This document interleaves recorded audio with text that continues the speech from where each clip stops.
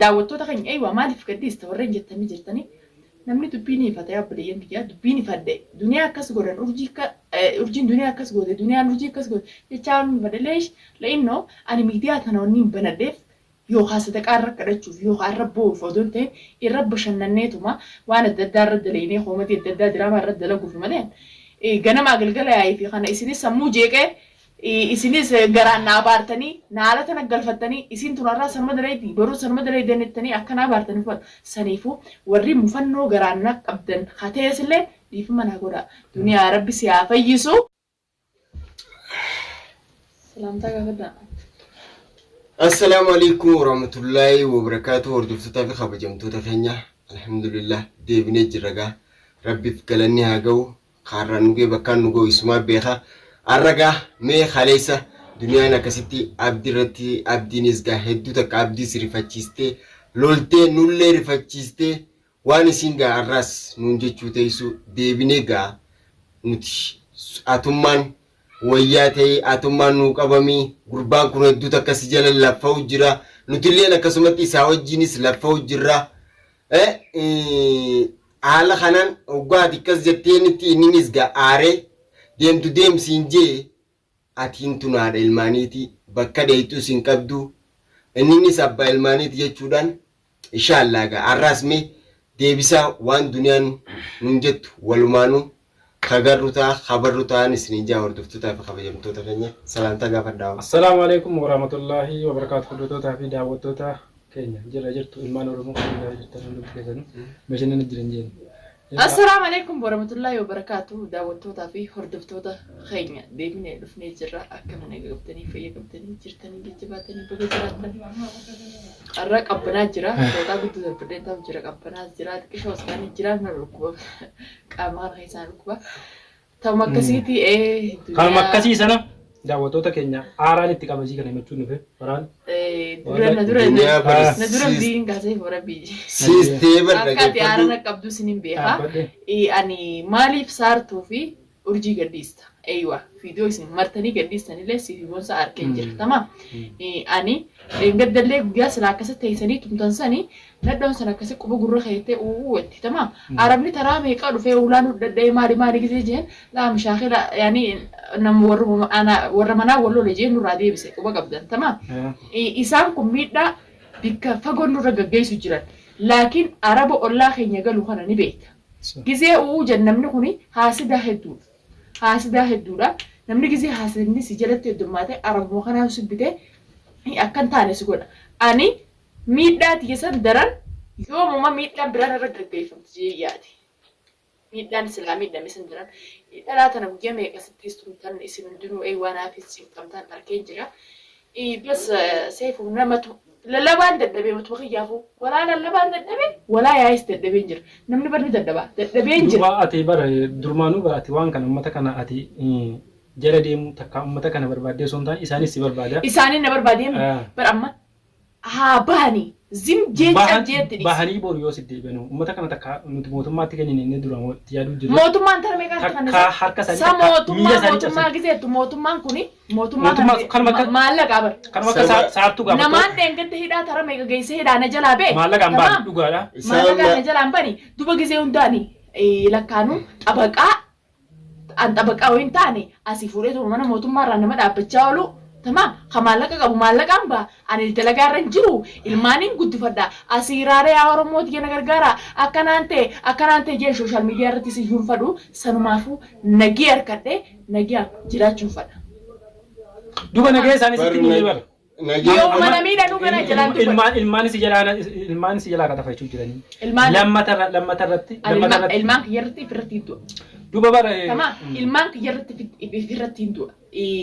Gochaa isaan irratti hojjechuu jiranillee eeywa isinis ni agarta walumaan agaruu jira laakiin ani kan hunda wanni na godhe wanni edabtittis silaa ol bii akkuma hijibaatti illee taatu yoo isaanillee haasdummaadhaaf yoo haamiqqanyummaadhaaf ni jaalanne yookaan bultii isaanii tana diinaaf ni jaalanne janii isaaf ifa harka ifu naqan ta'e deebisaa kan nuuf hin qabu.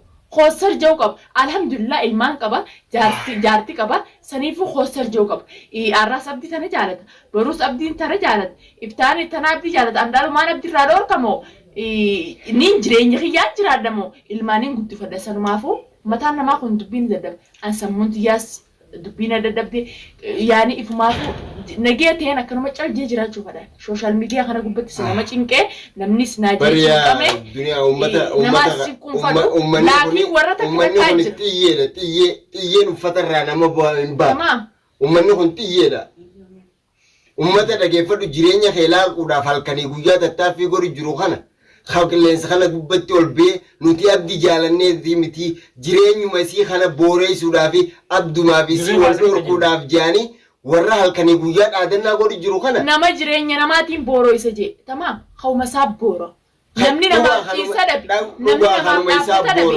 hauma isaa booro addunyaa akkas goone jedha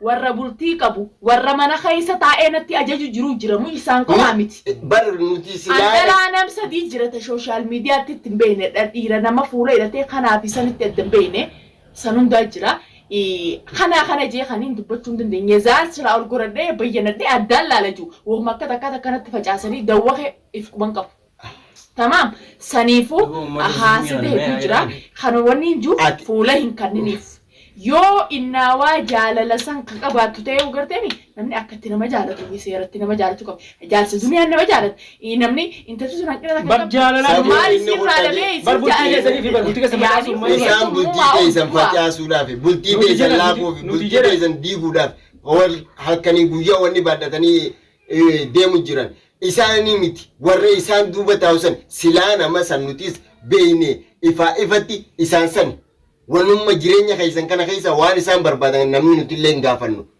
ammoo walaakin isin as deebitanii isoo siis dhukkubu jiru atis isoo aaraan haatee isiniitu kana maal jetteeti isaan irraa hulaa banuun sanis hedduu takka nu mufachiif nuti silaa hanqa isaan si godhan hanqa isaan si godhan tumtanii jirtan mana kana keessatti tumtaran qadame namatti tumtanii azabdanii jirtan tamaam لأنه ليش أنا على مسلها تجافي مسلها جولة تجافي قديس يا فراني تسيفونا دقيس عن دبين نين دبي يا إيش نين جبه أني هقول نين جبه أيوة نايتش كنا أمتى كوبان كبا نايتش كم يدا مجرتوس كوبان كبا مشتي ولا له ودون تهين أكنا أوتش ميدا مجرتو لين بيها قلتهمي أكسمتي نجنا رابطة أكو بليسات تكون نجنا رابطة رو تهتلي أكسمتي سجنا إنجرا ammallee arlee barullee siqinaan jira bas yaa'iin dadhabee aniin tuni anaaf isin tokko miti aniin tun nama ilmaan qabu ilmaan kiyya kana keessa amma galgalarraa akkas godhee tumsisee ilmaan asin lubbuu rakkattee waan jirtuuf sanumaafin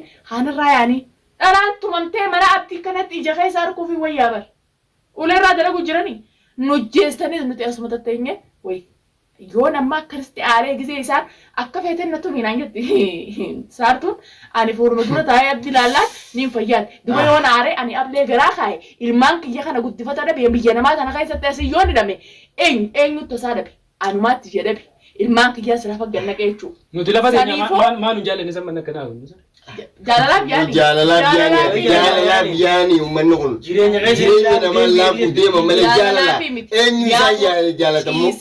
nama hedduu mush haameratti asin bayin odoon ta'in warra harka lafa jalaatii fi harka lafa jalaatii aboo nuti laala dunuma tanaaf ciisa dhabee natti ergee asbaanii dubbachuudhaaf bar haasinni yoo namni yoo nama miidhe miidhaansaa akkam beekamnetti irraa mul'atti saniifuu ani fi nama miidhu namnis yoo na miidhallee narraa milkaa'ulee waan nama miineef sanumaafuu abaluun akkas godhe kaleen akkasiin tube ilmootii yana jalaa qaban duniyaa akkas godhe sooshaal miidiyaa kanarratti namaas mataas dhukkubsee ifis mataa dhukkubsee namni dubbiin itti dadhaboo baleessa. Duniyaan ifabdiin bultii qabanii ilmaan qabanii beektanii nuti laa ani faraan jaartiin qabnu ilmaan hin qabnu tokko urjii fi saartuu adda qabannu. Eenyu? Aboo ati koi maal jechuudha? Awwame haasoo kanarra haasoo kana jijjiir dhageeffatu. Mee si jaalannaa jettanii dhaabbatanii silaa ati dheettee nama jaalala isaan gaafatu taatee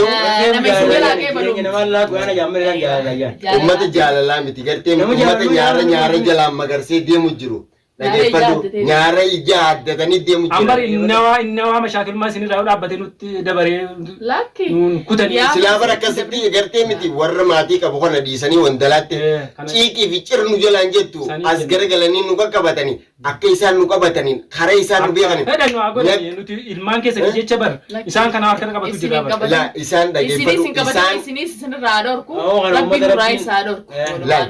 Wallahi ana wallahi arrallee borullee. Ani si arkinaan ammas dhageeffadhu dhisi. Gaafaan isii naafi isii wal qunnamnetti addunyaa kanarra takkaa isumaa jiraata takkaanumaa jiraata. Maaliif dhaadannaa isiin godhaa turte san dhaadannaa isiin godhaa turte san agarteemi qeetanaan alatti eega baate achi booda wal faamu. Amma eega kalee baanii wayi dhaaddatanii. Isaanii quba gammadaa jechuun ani sooshaal miidiyaa kanaas quban qabu nama hedduu jira sagalee naa kaa'u jiraadhaan telefoonni isin harka jiru gisee takka takkaan akka takkaalee nama harka ulfina deebisee malee waan takka quban qabu ta namaa keessa achi been jira walaa yuutuub laalu walaa tasaanii laalu walaa kana laalu. Ammi ishee atummaa tasgabbaa'ee fayyaa ta'e rabbi siifaa deebisu sammuu ta'e boqonnaa kanneef sammuu ta'e boqonnaa kanneef sammuu ta'e waa hundeef dura qaqqabdee sammuu ta'e amma buliif hin godhin. Maalif dunia nak lallabdi maalif sagalee jabduu tan namarratti ol fuuti maalif jetteeti yaada namaatiif jettee gartee yaada qofaan miti bas waatti godhanii jiran laa isii dhageeffadhu dirqama nutis numaa agarraas namoota fuularrattis numaa agarraas abdi fuularraa beekama abdi maam na barbaadda anatu na barbaadi naan jedhe am na barbaada as barbaadu abbaa ilmaanii abdi achuun nama qabbana keessa alaggalee Hai. Kottu ilmaan kee laali inni mataa kadhannee dhungannee haadha ilmaan kiyyaa dhabeetuma ilmaan kiyyattuu hin galu jedhee akkasii mataa dhungannee kadhannee ani wanniin akkas jechuudha kana hunda sinna fidee maaliif akkas jettaa eeywa ni badhaatis waan takka tan duniyaan maarreettanii as jalatti waan takka tan beekuu qabdi jira isin jirtanii tamaam waa dubbachuu dura dubbii adda baafadha ani beekuma mataan na dhukkuba amma yaa giriyaa waan takka dhageeffadhu sidii sun duratti sidiif na dhugaadha sittillee sagalee ol fudhachuumti. Wanni jira maali ni beektaa dhuga abbaa ilmaan keetiiti atis haadha ilmaan isaati bakka isiniin kun addaan dheeytan hin qabdan dhageeffadhu inni kunis kaleessa waan siin jechaa ture roorroo hunda sababa isaatiin anis akkasumatti zaa'aatti qabamu godha guyyaa lama odoon hin bulle guyyaa satti mulee godhee namni naqu seenee jala as baasa akka inni qabamu akka inni roorrifamu isin fadhu leeloolee attaa yoo wajjin hin jiraanne illee ijaarsa duniyaa akkana roorrifame yookaan wajjin hin jiraanne malee ilmaaniiti roorroo isaa hin danda'u. Tamaam. Nutuu dadhabee jira yaati maalayyaa. Bikka tana naannolee waan ta'e jechuudha. Fuula kannuu fi dhabuu nam takka fuula kannee fi hossar. Bakka sana ni gorsina. Tamaam. Anjaarsa namaati hossar jee innaa namni hoo jaalala. Nama jaalala qabaatee iji isaa kadhaala baatu taate hossar jee akka namni namarratti hin beeknetti mush isii aarseetiin akkana godhee jaartii aarsee maal godhee lolchiisa odoo hin ta'in akka namni namarratti hin beeknetti namni hossar jee waan dalagu dalaga. Inni lakki wooma san kaka isaan qabne duriyumaan aarsa. Isiumaan akka isiin namaa wajjin loltu godha. Namaa wajjin lolaaluu dadhabeen jira yaaqeen. Wannummaan namaa wajjin lola fidee asiin jirtu. sababa saatiin kanamaan walloltu yoo ta'e fuula kennuu saatiin ka aduwwiin si dhufti. Ani naddoon ilmaan taana roo kuntu nama booda na dubbatte taaraan tamaam. Wallaahi maal akkaan isaan godhamu hin beeka. Ol baanii. Jibbeen gadhiis. Akka namni jibbee taa'u jiru. Akka duraaniitii miti. Wajjinis waan duniyaan taate na beekti dur na beekti. Mush sodaadhee sodaa isaanii kan hin gadhiise odoo hin ta'in. Shaakala kanaa sirra haa dhaabu. Garaan sammuu teenya nujeettee jirta warra jirtanis sammuu teessan akka hin jeeqabne anaa godha sanumaafuu dhiifama naa godhaan isin hin jeessan dhiifama godhaadha. Viidiyoo gammachuutiin kan biraatiin hanga walitti deebinuudha.